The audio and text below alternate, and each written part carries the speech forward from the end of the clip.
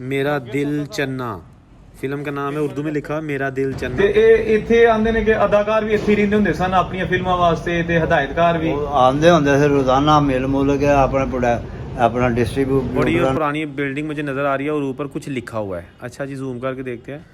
ये लिखा है जी Kataria building, Bihari Lal Kataria, BALLB advocate. मैंने बताया ना आपको 1942 का बना हुआ है। 100 दंबड़ी गिनो तो 1 रुपया, तो हुण तो फकीर 10 रुपया नहीं लैंदा।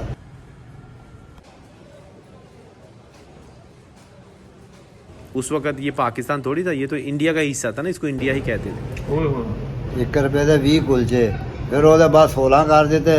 ਦੰਬੜੀਆਂ ਚੱਲਦੀਆਂ ਸੀ, 100 ਦੰਬੜੀ ਗਿਣੋ ਤੇ 1 रुपया बनता। Advocate son of Lala Tara Chand ji 1946 1946।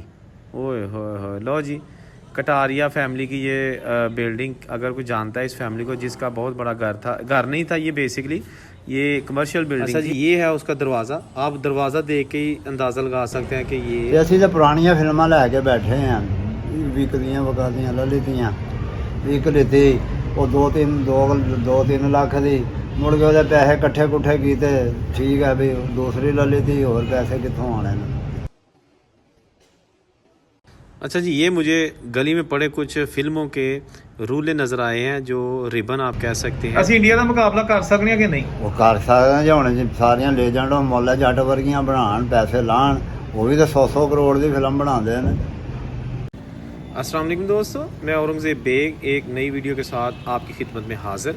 ये आप देख रहे हैं लक्ष्मी बिल्डिंग, जो कि वाक़या है लक्ष्मी चौक लाहौर, और ये जो ब्रिज है इसके ऊपर जाती है ऑरेंज ट्रेन। और ये जो अभी आप देख रहे हैं ये है यहाँ का रॉयल पार्क, जहाँ पर कुछ बेघर या आप नशई कह सकते हैं, वो फुटपाथ पर लेटे ज़िंदगी के दिन पूरे कर रहे हैं। ये एरिया जो अभी आप देख रहे हैं ये रोशनियों का इलाका कहा जाता था। मतलब ये कि पाकिस्तान और इंडिया जब इकट्ठे हुआ करते थे, उस वक़्त से लेके कुछ ही साल पहले तक ये फ़िल्म डिस्ट्रीब्यूशन का बहुत बड़ा एरिया था। यानी कि पूरे मुल्क में जो फ़िल्में जाती थी सिनेमा हॉल्स में लगने के लिए, वो ये एरिया यहाँ पर दफातर थे और यहाँ से ख़रीद कर लोग लेके जाते थे। लेकिन आज यहाँ की हालत बहुत ही अफसोसनाक इसलिए है कि यहाँ पर फ़िल्मों के जो कभी 400 के करीब दफ्तर हुआ करते थे, अभी सिर्फ 4 या 5 रह गए हैं, और सारी जो उनकी जगह है वो ले ली है प्रिंटिंग प्रेस और दूसरे जो बिज़नेस हैं उन्होंने। पाकिस्तान में फ़िल्म इंडस्ट्री के ज़वाल के साथ ही ये जो बिल्डिंगें, इमारतें आपको नज़र आ रही हैं, ये भी वीरान हो चुकी हैं। लक्ष्मी चौक जो कि एक कदीमी बहुत ही पुराना एरिया है, रेलवे स्टेशन और ऑस्ट्रेलिया चौक से आते हुए जब आप मैक्लोर रोड की तरफ आते हैं तो यहाँ पर ये लक्ष्मी बिल्डिंग है, उसी मुनासबत से इसे लक्ष्मी चौक कहा जाता है। यहाँ पर राइट साइड पर रॉयल पार्क है। कहा जाता है 1935 में यहाँ पर एक बहुत बड़ा इवेंट हुआ था, तकरीब हुई थी। उसके बाद यहाँ पर जो है ना, क्योंकि ये खुली जगह थी, तो एक सर्कस लगी थी जिसका नाम था रॉयल सर्कस। तो फिर उसके बाद से आज तक इसको रॉयल पार्क कहा जाता है। ठीक है जी। और जब पाकिस्तान और इंडिया इकट्ठे हुआ करते थे, अभी पार्टीशन नहीं हुई थी, तो जो पाकिस्तान और इंडिया के उस वक़्त के हदायतकार, मौसीकार और फिल्म साज, इवन के एक्टर एक्ट्रेसेस, वो यहाँ पर अक्सर आया करती थी और जो अपने दोस्तों के साथ बैठना, चाय पीनी, खाबे खाने, ये सारा एरिया वो है। 1947 की जब पार्टीशन हो गई तो जो इंडिया चले गए एक्टर एक्ट्रेसेस और जो हदायतकार थे वो तो चले गए, लेकिन उसके बाद भी जो है ना ये इलाका आज से चंद साल पहले तक बहुत ही मशहूर और मरूफ था और यहाँ पर पूरे मुल्क में फ़िल्में रिलीज़ होती थी। मैंने आगे चल के आपको बताना वो वीरान स्टूडियोज़ और बातें भी सुनाऊंगा आपको। एक कोई फ़िल्म डिस्ट्रीब्यूटर अगर मुझे मिलेगा तो आपको आइडिया हो जाएगा इस इलाके का, लाहौर शहर का कदीमी इलाका रॉयल पार्क। अच्छा दोस्तों, लक्ष्मी चौक के बिल्कुल अपोज़िट, यानी ये लक्ष्मी बिल्डिंग के बिल्कुल अपोज़िट जो रॉयल पार्क है, वहाँ पर बहुत सारे होटल भी हुआ करते थे, जहाँ क्योंकि दूर दराज से लोग आके यहाँ पे उनको नाइट स्टे भी करना पड़ता था। तो ये एक होटल जो है ना, ये मैं आपको कैमरा जूम करके दिखाता हूँ। ये बहुत ही पुराना होटल है जिसके ऊपर 1942 की तारीख लिखी हुई है, लेकिन इसका नाम जो है ना यह जैसा कि आप देख सकते हैं होटल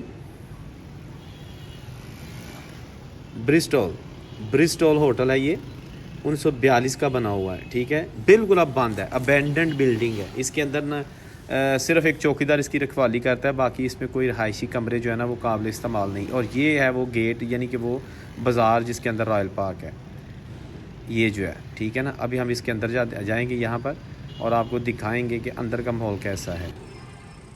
अच्छा, जब हम अंदर जाएंगे ना तो ये जनाब अब चल पड़ा हूँ मैं, वीडियो को सारी देखते रहे। मैंने आपको आगे जाके वो उजड़े हुए दफ्तर भी दिखाने हैं और आज उन दफ्तरों में क्या है, और एक फ़िल्म साज जो है ना वो डिस्ट्रीब्यूटर सॉरी उसकी गुफ्तगू भी सुनानी है। अच्छा, ये जो ब्रिस्टल होटल है ना, ये उसका बैक साइड पे गेट है, ये भी आ गया है लेफ़्ट साइड पे जहाँ आदमी जा रहा है।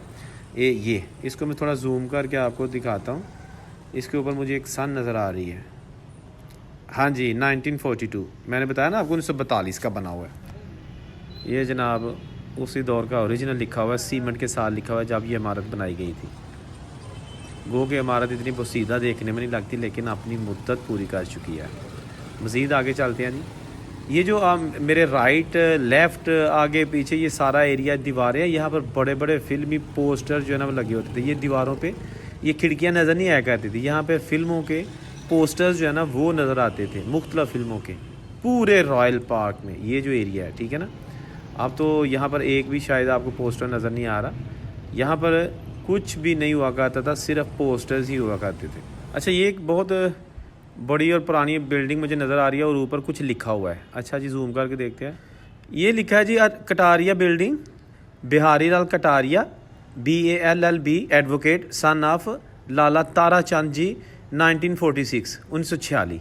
ओए हो लो जी, कटारिया फैमिली की ये बिल्डिंग। अगर कोई जानता है इस फैमिली को, जिसका बहुत बड़ा घर था, घर नहीं था ये, बेसिकली ये कमर्शियल बिल्डिंग थी, प्लाजा था, रॉयल पार्क लाहौर। अगर कोई जानते हैं इस फैमिली को तो ज़रूर कमेंट में बताइएगा। मज़ीद अपना सफ़र जारी रखते हुए, ये जो सारी आपको मैं बार बार कह रहा हूँ, ये जो दीवारें नज़र आ रही है ना, यहाँ पर फिल्मों के बड़े बड़े पोस्टर्स हुआ करते थे, मैंने खुद भी देखे हैं। लेकिन गुज़श्ता कोई तकरीबन 10-15 साल से यहाँ पर ये चीज़ें आहिस्ता आहिस्ता ख़त्म हो गई हैं, और वो रॉयल पार्क की जो खूबसूरती थी फिल्मों के पोस्टर्स के हवाले से वो ख़त्म हो चुकी है। और अब यहाँ पर बिज़नेस तो होते हैं, लेकिन फ़िल्मी बिज़नेस नहीं है यहाँ पे। ये जो दफातर, खिड़कियाँ और दीवारें नज़र आ रही हैं, इनके अंदर जो फ़िल्म डिस्ट्रीब्यूटर्स के ऑफिसेज़ थे वो अब नहीं है, मोस्टली अब वीरान पड़े हुए हैं, नए लोग रेंट पे भी नहीं ले रहे। जो प्रिंटिंग प्रेस के दफातर है वो जस्ट ग्राउंड फ्लोर पे है, जो ऊपर वाली ये जो इमारतें हैं ये खाली पड़ी हुई हैं, या दूर दराज से आने वाले जो वर्कर्स हैं उन्होंने रेंट पे ली हुई हैं और वो यहाँ पर नाइट स्टे करते हैं, दैट्स इट।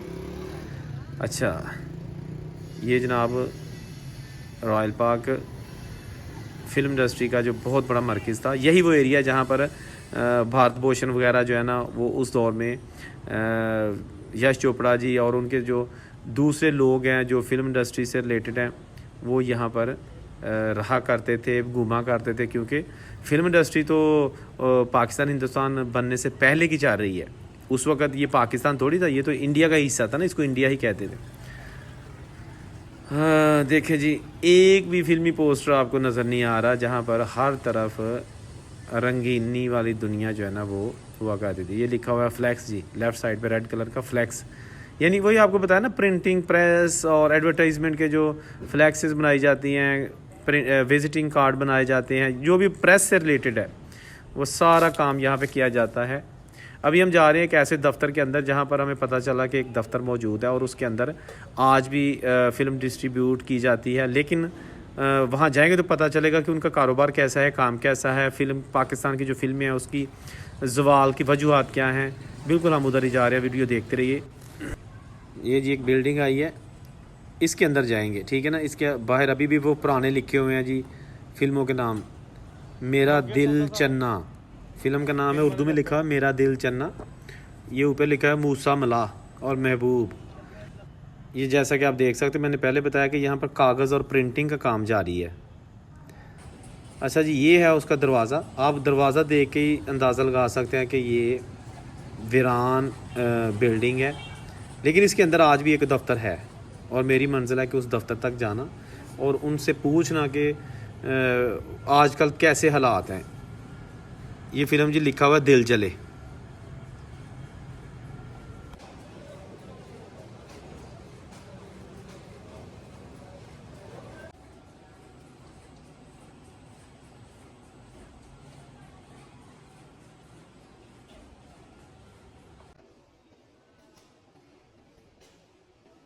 अच्छा जी, ये मुझे गली में पड़े कुछ फ़िल्मों के रूले नज़र आए हैं, जो रिबन आप कह सकते हैं। और उसके साथ ही जब मैं थोड़ा और ऊपर गया तो एक दफ़्तर मुझे नज़र आया।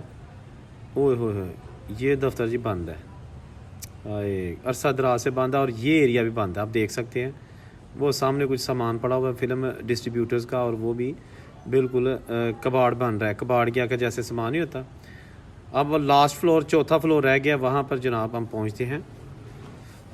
लें जी, चौथे फ्लोर पे मैं आ गया। मैं दफ़्तर के अंदर जाने से पहले थोड़ा सा आपको व्यू दिखा दूँ कि मैं सीढ़ियाँ चढ़कर कहाँ पहुँचा हूँ। ये है रॉयल पार्क का, जो एक आपको थोड़ा सा व्यू दिखा रहा हूँ। तो अंदर चलते हैं। अच्छा, जब मैं इस दफ़्तर के अंदर आया तो मुझे कुछ पुरानी फ़िल्मों के पोस्टर नज़र आए।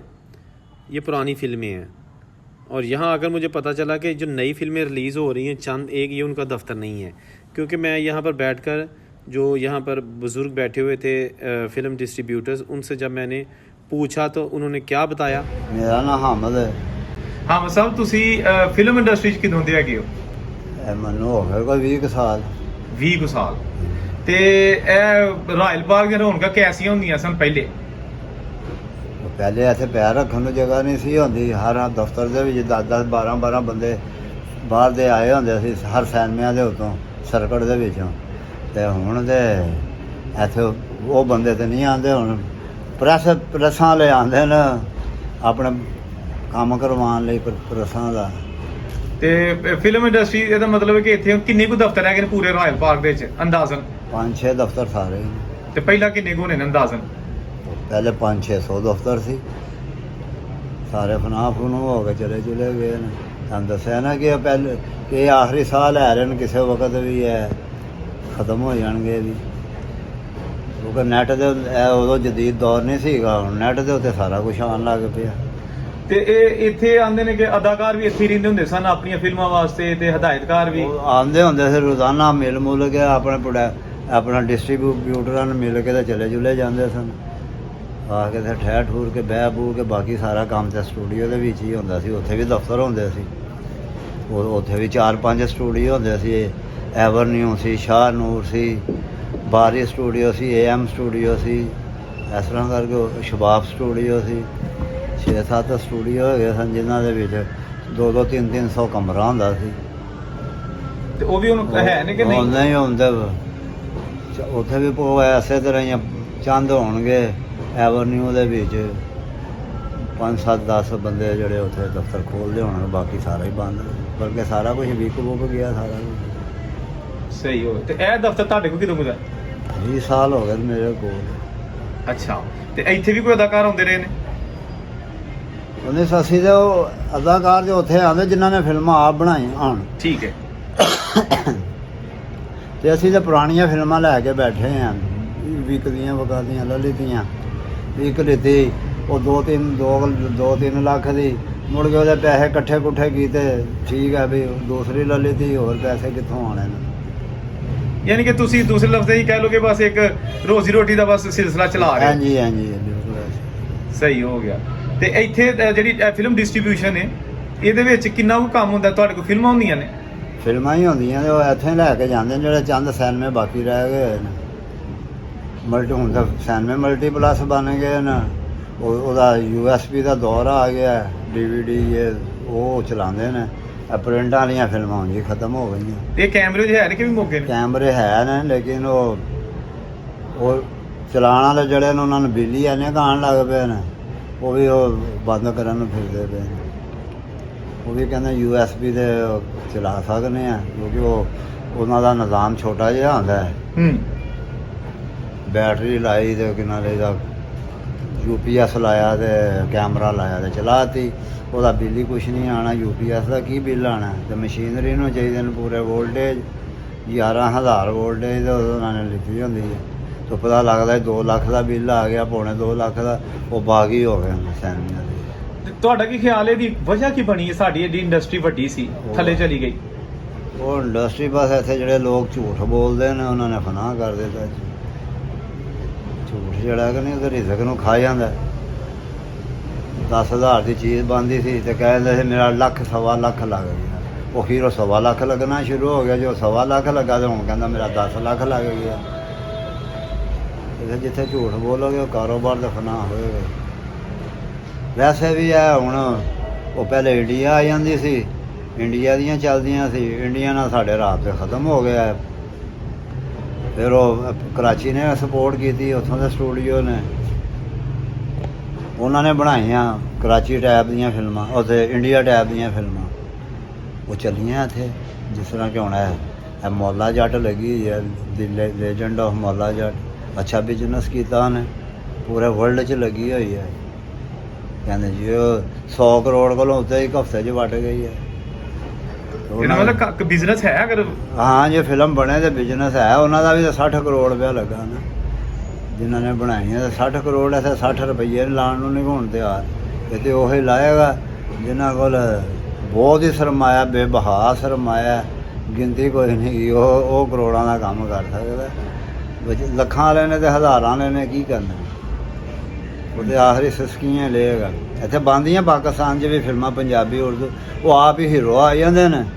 ਜਦੋਂ ਆਪ ਹੀ ਹੀਰੋ ਆਉਂਦੇ ਨੇ ਫਿਰ ਫਿਲਮ ਸਿਨੇਮੇ ਦਾ ਕਿਰਾਇਆ ਦੇ ਵਿੱਚ ਉੱਤੇ ਲੈ ਕੇ ਲਾਉਂਦੇ ਨੇ, ਆਪ ਹੀ ਲਾਉਂਦੇ ਨੇ, ਆਪ ਹੀ ਫਿਰ ਬਹਿ ਕੇ ਦੇਖਦੇ ਨੇ। ਬਾਹਰ ਦਾ ਦੇਖਣ ਵਾਲਾ ਤਮਾਸ਼ਾ ਹੀ ਕੋਈ ਨਹੀਂ ਆਉਂਦਾ। ਪਤਾ ਲੱਗਦਾ ਜੀ ਉਹਨਾਂ ਦਾ 100-200 ਬੰਦਾ ਜਿਹੜਾ ਅਜ਼ੀਜ਼ੋ ਕਾਰ ਨੇ ਉਹ ਦੇਖ ਗਿਆ ਤੇ ਫਿਲਮ ਖਤਮ ਹੋ ਗਈ। ਫਿਲਮ ਖਤਮ ਹੋ ਗਈ, ਫਿਰ ਘਰ ਨੂੰ ਚੱਲ ਜਾਂਦੇ ਨੇ। ਜਿਹੜਾ ਉਹਨਾਂ ਨੇ 10-12 ਲੱਖ ਰੁਪਇਆ ਲਾਇਆ ਹੁੰਦਾ ਉਹ ਫਨਾਹ ਹੋ ਜਾਂਦਾ, ਖਤਮ ਹੋ ਜਾਂਦਾ। ਤੇ ਇਹ ਜਿਹੜੀ ਫੀਤੇ ਵਾਲੀ ਫਿਲਮ ਹੈਗੀ ਹੈ, ਇੱਕ ਫਿਲਮ ਦੇ ਤਕਰੀਬਨ ਕਿੰਨੇ ਕੁ ਰੋਲ ਹੁੰਦੇ ਨੇ, ਫੀਤੇ ਹੁੰਦੇ ਨੇ? ਇਹ 7-8 ਡੱਬਿਆਂ ਦੀ ਫਿਲਮ ਹੁੰਦੀ ਹੈ। ਉਹ ਇਹ ਤੇ ਹੁਣ ਆਉਂਦਾ ਹੀ ਨਹੀਂ ਨਾ, ਮਟੀਰੀਅਲ ਹੀ ਨਹੀਂ ਆਉਂਦਾ ਨਾ। ਪੁਰਾਣੇ ਪਏ ਨੇ ਇਹ ਤੇ ਪੁਰਾਣੇ ਪਏ ਨੇ ਪ੍ਰਿੰਟ। ਹੁਣ ਕਿੱਥੇ ਮਟੀਰੀਅਲ ਆਉਂਦੇ, ਬੰਦ ਹੋ ਗਏ ਨੇ। ਹੁਣ ਤੇ ਉਹੀ ਤੁਹਾਨੂੰ ਦੱਸਿਆ ਨਾ ਕਿ ਕੈਮਰੇ ਦੇ ਉੱਤੇ ਫਿਲਮ ਬਣਦੀ ਹੈ, USB ਵਗੈਰਾ ਜੋ ਕੁਛ ਵੀ ਉਹਨਾਂ ਦੇ ਨਿਜ਼ਾਮ ਹੈ ਉਹਦੇ ਤੇ ਬਣਦੀ ਹੈ। ਕੈਮਰੇ ਫੀਤਿਆਂ ਦੀਆਂ ਫਿਲਮਾਂ ਖਤਮ ਹੋ ਗਈਆਂ। ਅਸੀਂ ਇੰਡੀਆ ਦਾ ਮੁਕਾਬਲਾ ਕਰ ਸਕਦੇ ਹਾਂ ਕਿ ਨਹੀਂ? ਉਹ ਕਰ ਸਕਦੇ ਹਾਂ ਜੇ ਹੁਣ ਸਾਰੀਆਂ ਲੈਜੈਂਡ ਆਫ ਮੌਲਾ ਜੱਟ ਵਰਗੀਆਂ ਬਣਾਉਣ, ਪੈਸੇ ਲਾਉਣ। ਉਹ ਵੀ ਤਾਂ 100-100 ਕਰੋੜ ਦੀ ਫਿਲਮ ਬਣਾਉਂਦੇ ਨੇ। ਇਹਨਾਂ ਨੇ ਜੇ 60-70 ਕਰੋੜ ਦੀ ਬਣਾਈ ਹੈ ਤਾਂ ਬਿਜ਼ਨਸ ਲਿੱਤਾ ਵੀ ਤੇ ਹੈ। ਇਸੇ ਤਰ੍ਹਾਂ ਹੀ ਇੰਡਸਟਰੀ ਨੂੰ ਕਾਇਮ ਕਰਨ ਲਈ ਰੁਪਈਆ ਚਾਹੀਦਾ। ਹਕੂਮਤ ਨਹੀਂ ਸਾਰਾ ਕਰਦੀ। ਹਕੂਮਤ ਨੇ ਕੀ ਕਰਨਾ? ਹਕੂਮਤ ਤੇ ਬਸ ਆ ਵਿਚਾਰੀ ਆਪਣੇ ਆਪ ਨੂੰ ਸਾਂਭ ਲਵੇ ਤੇ ਉਹੀ ਬੜੀ ਗੱਲ ਹੈ। ਕੋਈ ਇੱਧਰੋਂ ਲੱਤ ਖਿੱਚਦਾ ਹਕੂਮਤ ਦੀ, ਕੋਈ ਇੱਧਰੋਂ ਜਿਹੜਾ ਬੈਠਾ ਹੁੰਦਾ ਉਹ ਇਹੀ ਕਰੀ ਜਾਂਦਾ, ਫਲਾਣਾ ਚੋਰ ਫਲਾਣਾ ਚੋਰ। ਚੋਰ ਕਰਕੇ ਖਤਮ ਕਰ ਦਿੰਦੇ ਹਨ। ਗਰੀਬ ਆਦਮੀ ਵਿੱਚ ਪਿਸਦਾ ਜਾਂਦਾ। ਸਾਡੇ ਦੌਰ ਦੇ ਵਿੱਚ ਬਾਖੁਦਾ ਮੈਂ 1 ਰੁਪਏ ਦੇ 20 ਕੁਲਚੇ ਲਿਆਉਣਾ ਹੁੰਦਾ ਸੀ। ਓਏ ਹੋਏ 1 ਰੁਪਏ ਦੇ 20 ਕੁਲਚੇ। ਫਿਰ ਉਹਦੇ ਬਾਅਦ 16 ਕਰ ਦਿੱਤੇ। ਦੰਬੜੀਆਂ ਚੱਲਦੀਆਂ ਸੀ, 100 ਦੰਬੜੀ ਗਿਣੋ ਤੇ 1 ਰੁਪਈਆ ਬਣਦਾ ਸੀ। ਵਾਹ ਜੀ ਵਾਹ। 100 ਦੰਬੜੀ ਗਿਣੋ ਤੇ 1 ਰੁਪਈਆ। ਤੇ ਹੁਣ ਤਾਂ ਫਕੀਰ 10 ਰੁਪਏ ਨਹੀਂ ਲੈਂਦਾ, ਨਹੀਂ ਲੈਂਦੇ। ਨਾਲ ਗੱਲਾਂ ਕਰ ਜਾਂਦਾ। 10 ਉਹਨੂੰ ਦਿਓ ਤੇ ਗੱਲਾਂ ਕਰ ਜਾਂਦਾ ਹੈ ਕਿ ਉਹ ਵੀ ਲੱਭਦਾ ਕਮ ਅਜ਼ ਕਮ 20 ਰੁਪਈਏ ਜਾਂ 100-200 ਦਿਓ ਉਹਨੂੰ। ਤੇ ਉਹ ਸਾਡੇ ਵਰਗੇ ਤੁਹਾਡੇ ਵਰਗੇ ਲੋਕਾਂ ਕੋਲੋਂ ਤੇ ਫਕੀਰ ਚੰਗੇ ਜਿਹੇ ਰਾਤ ਨੂੰ 5-7 ਹਜ਼ਾਰ ਦੀ ਦਿਹਾੜੀ ਲਾ ਕੇ ਜਾਂਦੇ। ਜਿੰਨੇ ਵੀ ਨਹੀਂ ਬਚਤ ਹੀ ਸਾਰੇ ਆਪਣਾ ਸਵੇਰ ਨੂੰ ਉੱਠਣਾ ਤੇ ਉਹਨਾਂ ਨੇ ਹਰ ਇਲਾਕੇ 'ਚ ਫਿਰਨਾ, ਪਤਾ ਲੱਗਣਾ 2-4 ਇਲਾਕੇ ਫਿਰੇ ਨੇ, 5-4 ਹਜ਼ਾਰ ਦੀ ਦਿਹਾੜੀ ਲੱਗ ਗਈ ਉਹਨਾਂ ਦੀ। ਅੱਛਾ, ਇਹ ਜਿਹੜਾ ਫਿਲਮ ਇੰਡਸਟਰੀ ਦਾ ਸਵਾਲ ਆਇਆ, ਅੱਜ ਨਹੀਂ ਆਇਆ ਪਹਿਲਾਂ ਜਿਹੜਾ, ਇਹਦੇ ਨਾਲ ਇੱਥੇ ਪੇਂਟਰ ਬੜੇ ਹੁੰਦੇ ਸਨ, ਉਹ ਵੀ ਮੋਗੇ ਵਿਚਾਰੇ। ਪੈਂਟਰਾਂ ਦਾ ਕੰਮ ਖਤਮ ਹੋ ਗਿਆ ਕਿ ਉਹਦੇ ਅੱਗੇ ਬੋਰਡ ਬਣਦੇ ਸਨ। ਹੁਣ ਉਹ ਫਲੈਕਸਾਂ ਨਿਕਲ ਆਈਆਂ, ਉਹੀ ਮਸ਼ੀਨਾਂ ਲੱਗ ਗਈਆਂ ਇੱਥੇ। ਹੋਰ ਲੱਗਾ ਕੀ ਹੈ ਇੱਥੇ? ਉਹੀ ਪ੍ਰੈਸ ਲੱਗੇ ਨੇ, ਮਸ਼ੀਨਾਂ। ਉਹਨਾਂ ਨੂੰ ਫਲੈਕਸਾਂ ਦੀ ਸ਼ਕਲ ਦੇ ਦਿੱਤੀ ਗਈ ਹੈ, ਉਹਦੇ ਉੱਤੇ ਸਾਰਾ ਕੁਝ ਬੰਦ ਹੈ। ਤੇ ਪੇਂਟਰ ਗਏ, ਪੈਂਟਰ ਖਤਮ ਹੋ ਗਏ ਵਿਚਾਰੇ, ਆਰਟਿਸਟ ਖਤਮ ਹੋ ਗਏ। ਅੱਗੋਂ ਵੀ ਨਹੀਂ ਉਹਨਾਂ ਦੀ ਕੋਈ ਨਸਲ? ਨਹੀਂ, ਉਹਨਾਂ ਦੀ ਕਿੱਥੋਂ ਨਸਲ? ਜਦ ਕੰਮ ਹੀ ਨਹੀਂ ਹੋਏਗਾ ਤੇ ਨਸਲ ਨੇ ਕੀ ਕਰਨਾ? ਹੁਣ ਤੇ ਉਹ ਹੀ ਹੈਗਾ ਕੰਪਿਊਟਰ ਦੇ ਉੱਤੇ ਜੋ ਮਰਜ਼ੀ ਬਣਾਈ ਜਾਓ ਮਿੰਟਾਂ ਦੇ ਵਿੱਚ। ਜਿਹਨੂੰ ਮਰਜ਼ੀ ਅੱਲਾ ਮਾਫ ਕਰੇ ਨੰਗਾ ਕਰ ਦਿੰਦੇ ਨੇ, ਕੱਪੜੇ ਪਵਾ ਦਿੰਦੇ ਨੇ। ਸਹੀ ਗੱਲ ਹੈ। ਤੇ ਪਤਾ ਵੀ ਨਹੀਂ ਲੱਗਦਾ। ਫੋਟੋ ਸ਼ੂਟ ਕਰਨ ਦਾ ਤੇ ਹੁਣ ਰਿਵਾਜ ਹੀ ਨਹੀਂ, ਕੰਪਿਊਟਰ ਜੋ ਮਰਜ਼ੀ ਕਰ ਲਓ, ਕੰਪਿਊਟਰ 'ਚ ਸਾਰਾ ਕੁਝ। ਤੇ ਟਾਂਗਿਆਂ ਦੀ ਜਿਹੜੀ ਬੁਨਿਆਦੀ ਕਰਨੀ ਉਹ ਤਾਂ ਖਤਮ ਹੋ ਗਈ ਕਿ ਜਦ ਫਿਲਮਾਂ ਹੀ ਨਹੀਂ ਬਣਦੀਆਂ। ਹੁਣ ਲੈਜੈਂਡ ਆਫ ਮੌਲਾ ਜੱਟ ਲੱਗੀ ਆ, ਕੋਈ ਬੁਨਿਆਦੀਆਂ ਨਿਕਲੀਆਂ। ये सारा जियो ये वो चलते रहे ने वो जो आम आदमी फिल्म बनाएगा तो उन्होंने करोड़ों का बिल बना देना ते उन्हों दी अपनियां प्रोडक्शनां ने आप ही उन्होंने रिलीज़ कीतियां ने वो कर सकते हैं इंटरनेशनल पब्लिसिटी उन्हों दी होई बस पैसे लाणगे तो पैसे आणगे पैसे ऐसे लाने किसी ने नहीं हर आदमी हुण सारे इन्हां वर्गे तो नहीं ना होने लशारी वर्गे वो सुनिया उन्हों दी फिल्म है मांडरी वाला जियो 4-5 ਇਹ ਸਰਮਾਏ ਵਾਲੇ ਲੋਕ ਸਰਮਾਇਆ ਦਾ। ਇਹ ਲਾ ਸਕਦੇ ਨੇ ਹੁਣ ਸਟੂਡੀਓ ਵੀ ਤਬਾਹ ਦੇ ਉਹ ਬੰਦ ਡਿਸਟ੍ਰੀਬਿਊਟਰ ਪਏ ਹੋਏ ਨੇ ਸਟੂਡੀਓ ਵਗੈਰਾ ਦੇ ਸਾਰੇ ਬੰਦ ਪਏ ਨੇ ਸਟੂਡੀਓ ਕਿੱਥੇ ਰਹੇ ਉਹਦੇ ਸਟੇਜ ਵੀ ਮੁੱਕ ਗਿਆ ਆਪੇ ਉਹਦੇ ਬਾਅਦ ਫਿਰ ਇਹ ਨੰਗ ਪੜਾਂਗਾ ਆ ਗਿਆ ਸਟੇਜ ਆ ਗਿਆ ਇੱਥੇ ਉਰਿਆਨੀ ਚੱਲਦੀ ਰਹੀ ਉਹ ਸ਼ਾਹੀ ਮਹੱਲੇ ਨਾਲ ਗਏ ਲੋਕੀ ਇੱਥੇ ਚੱਲ ਜਾਂਦੇ ਸਨ ਕਿਉਂਕਿ ਇੱਥੇ ਇਹ ਸਾਡੇ ਦੇ ਕੰਮ ਦੇ ਵਿੱਚ ਫੋਟੋਆਂ ਨਜ਼ਰ ਆਣੀਆਂ ਉੱਥੇ ਤਾਂ ਸਾਰਾ ਕੁਝ ਓਰੀਜਨਲ ਨਜ਼ਰ ਸਾਹਮਣੇ। ਸਾਹਮਣੇ ਜ਼ਿੰਦਾ ਨਜ਼ਰ ਆਣਾ ਸਾਰਾ ਕੁਝ ਉੱਥੇ 2-2 ਹਜ਼ਾਰ ਦੀ ਟਿਕਟ 3-3 ਹਜ਼ਾਰ ਦੀ ਟਿਕਟ ਤੇ ਤੁਹਾਡੇ ਕੋਲ ਜਿਹੜੇ ਸਿਨੇਮੇ ਵਾਲੇ ਫਿਲਮ ਖੜਦੇ ਨੇ ਨਕਦ ਹੀ ਖੜਦੇ ਜਾਂ ਆਧਾਰ ਕਰ ਜਾਂਦੇ ਨੇ ਉਹ ਪੈਸੇ ਦੇ ਜਾਣ ਉਹ ਬੜੀ ਗੱਲ ਆ ਉਹਨਾਂ ਨੇ ਵਿਚਾਰਿਆਂ ਨੂੰ ਆਪ ਬੜੇ ਪਰੇਸ਼ਾਨ ਹੁੰਦੇ ਨੇ ਵਾਪਸੀ ਕੋਈ ਨਹੀਂ ਨਾ ਹੈਗੀ 5-4 ਹਜ਼ਾਰ ਦੀ ਫਿਲਮ ਲੱਗੇ ਤੇ ਉਹ ਹੁਣ ਜਿੱਥੇ ਬਿੱਲ ਜੂ ਆ ਜਾਣਾ 1.5-2 ਲੱਖ ਰੁਪਏ ਮਹੀਨੇ ਦਾ ਫਿਰ ਉਹਦੇ ਬਾਅਦ ਸਟਾਫ ਵੀ ਹੈ ਪਾਸਿੰਗਾਂ ਨੇ ਸਿਨੇਮੇ ਨੂੰ ਪਾਸ ਕਰਾਉਣਾ ਇਹ ਉਹਦੇ ਤਾਂ ਖਰਚੇ ਬੜੇ ਨੇ ਸਿਨੇਮੇ ਦਾ ਬਰਾਏ ਨਾਮ ਲੇਕਿਨ ਇਹ ਹੈਗਾ ਕਿ ਜਿਨ੍ਹਾਂ ਦੀਆਂ ਬਿਲਡਿੰਗਾਂ ਨੇ ਉਹ ਵੱਧਦੀਆਂ ਪਈਆਂ ਉਹ ਐਸੇ ਲੱਗੇ ਨਾਰੇ ਕਿ ਚੱਲ ਵੀ ਸਾਡੀ ਬਿਲਡਿੰਗ ਜਿਹੜੀ 1000 ਰੁਪਇਆ ਮਰਲੇ ਦੀ ਲਿੱਤੀ ਹੋਈ ਸੀ ਹੁਣ ਮਾਂ ਉਹ 50-50 ਹਜ਼ਾਰ ਰੁਪਇਆ ਮਰਲਾ ਹੋ ਗਈ ਹੈ ਬਲਕਿ 50-50 ਹਜ਼ਾਰ ਕਹਿਣਾ 50-50 ਲੱਖ ਰੁਪਇਆ ਮਰਲਾ ਹੋ ਗਈ ਹੈ ਜਿਹੜੇ ਟਿਕਾਣਿਆਂ ਦੇ ਜਿਹੜੇ ਸਿਨੇਮੇ ਚੌਕਾਂ ਦੇ ਵਿੱਚ ਹੈਗੇ ਇੱਥੇ ਕਿੰਨੇ ਕੁ ਸਿਨੇਮੇ ਹੁੰਦੇ ਸਨ ਲక్ష్ਮੀ ਚੌਕ ਦੇ ਆ ਏਰੀਆ ਲక్ష్ਮੀ ਚੌਕ ਦੇ ਵਿੱਚ ਵੀ ਹੁੰਦੇ ਸੀ ਕਮ ਅਜ਼ ਕਮ 15 ਤੋਂ 20 ਸਿਨੇਮੇ ਸਨ ਸਾਰੇ ਹਾਊਸਫੁੱਲ ਸਾਰੇ ਹਾਊਸਫੁੱਲ ਭਗਵਾਨਪੁਰੇ 5 ਸਿਨੇਮੇ ਸੀ 5 ਖਤਮ ਹੋ ਗਏ ਇਹ ਫਿਰੋਜ਼ਪੁਰ ਰੋਡ ਤੇ ਚਲੇ ਜਾਓ ਉੱਥੇ ਸਿਨੇਮੇ ਹੈਗੇ ਜੇ 7 ਤਾਂ 7 ਖਤਮ ਹੋ ਗਏ 7 ਖਤਮ ਹੋ ਗਏ ਛਦਰੇ ਹੈਗੇ ਸਨ 3-4 ਉਹ ਵੀ ਖਤਮ ਹੋ ਗਏ ਟੰਗਸਾਲੀ ਹੈਗੇ ਸਨ 3-4 ਉਹ ਵੀ ਖਤਮ ਹੋ ਗਏ ਭਾਟੀ ਹੈਗੇ ਸਨ ਤਿੰਨਾਂ 'ਚੋਂ ਇੱਕ ਚੱਲਦਾ ਪਿਆ ਉਹ ਵੀ ਆਖਰੀ ਸਾਹ ਲੈਂਦਾ ਪਿਆ ਉਹ ਵੀ ਖਤਮ ਹੋਇਆ ਪਿਆ 2 ਖਤਮ ਹੋ ਗਏ ਉੱਥੇ ਇੱਥੋਂ ਹੁਣ ਤੁਸੀਂ ਤੁਰੋ ਲਾਹੌਰ ਦੇ ਉੱਤੇ ਭਾਟੀਆਂ ਤੁਰੋਗੇ ਤਾਂ ਤੁਹਾਨੂੰ ਕੁਝ ਨਾਲੇ ਜਾ ਕੇ ਸਿਨੇਮੇ ਵੀ ਨਜ਼ਰ ਆਣੇ ਨੇ ਕਾਮੋਂ ਕੀ ਵੀ ਗਿਆ ਅਮਰੀਦ ਕੇ ਵੀ ਗਿਆ ਕਾਲਾ ਸ਼ਾਹ ਕਾਕੂ ਵੀ ਗਿਆ ਸਾਰੇ ਜਿੰਨੇ ਵੀ ਰਾਹ ਜਾਂਦੇ ਸੀ ਮਾਨਾ ਵਾਲਾ ਇਹ ਉਹ ਸਾਰੇ ਖਤਮ ਹੋ ਗਏ ਫਿਰ ਉਹਦੇ ਬਾਅਦ ਪਿੰਡੀਓਂ ਬਾਅਦ ਗੁਜਰਾਂਵਾਲੇ ਤੋਂ ਬਾਅਦ ਪਿੰਡੀ ਇੱਕ ਅੱਧਾ ਸਿਨੇਮਾ ਚੱਲਦਾ ਉਹ ਵੀ ਥੀਏਟਰ ਬਣਿਆ ਹੈ ਸਿਨੇਮਾ ਚਲਾਉਂਦਾ ਹੀ ਕੋਈ नहीं ये गए कोई नहीं सिनेमा ख़त्म नहीं होगा। दोस्तों ये थी आज की वीडियो लाहौर के रॉयल पार्क से। उम्मीद है आपको अच्छी लगी होगी। एक नई वीडियो के साथ जल्द आपकी खिदमत में हाज़िर होऊंगा। इस वीडियो को लाइक करना ना भूलिएगा और चैनल को ज़रूर सब्सक्राइब कीजिएगा। बेल का बटन दबा लीजिएगा ताकि मेरी तमाम वीडियो आपको सबसे पहले मिल सके। औरंगज़ेब को इजाज़त दीजिए। अल्लाह हाफिज़।